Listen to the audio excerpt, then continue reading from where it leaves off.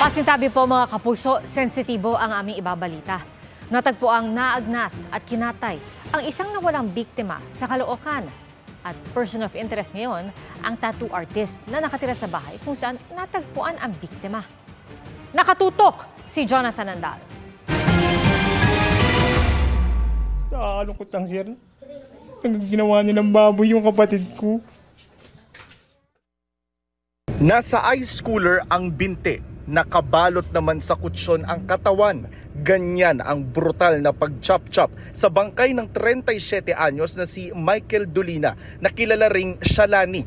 3 araw siyang iniulat na nawawala bago umalingasaw ang bangkay kahapon mula sa isang bahay sa Phase 10, Barangay Bagong Silang sa Caloocan.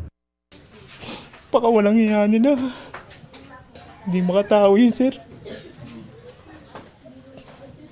Sumuko na kayo. Ayon sa kapatid ng biktima, sinabi ng pulisya na person of interest ngayon ang isang tattoo artist na nakatira sa bahay kung saan natagpuan ang bangkay.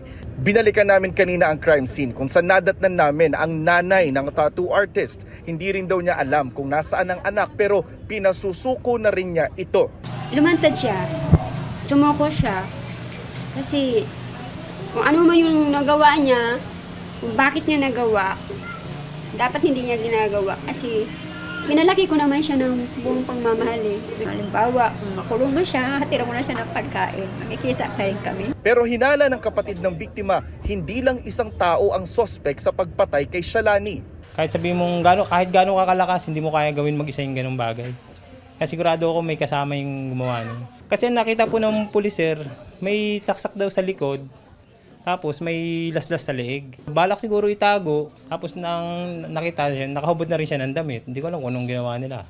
Hindi alam ng kaanak ni Dolina at ng tattoo artist kung magkaano-ano ang dalawa. Nasa punerarya ang mga labi ni Dolina na planong iburol sa bahay nila sa San Jose del Monte, Bulacan. Napakabuti niya talaga, sir. Kahit sa magulang namin, sir.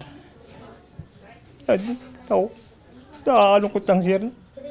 Sabi ng North Caloocan Police, hindi pa malinaw ang motibo sa pagpatay. Pero sa ngayon, 2 hanggang 3 ang nakikita nilang persons of interest sa kaso, ang tattoo artist at ang tsuhin nitong construction worker. Posible po na nagiinuman sila that time. Continuous yung manhunt operation natin against dito sa mga person of interest natin na ito. Murder po ang posibleng kaharapin ng kaso nito. Para sa GMA Integrated News, Jonathan Andal, nakatutok 24 oras.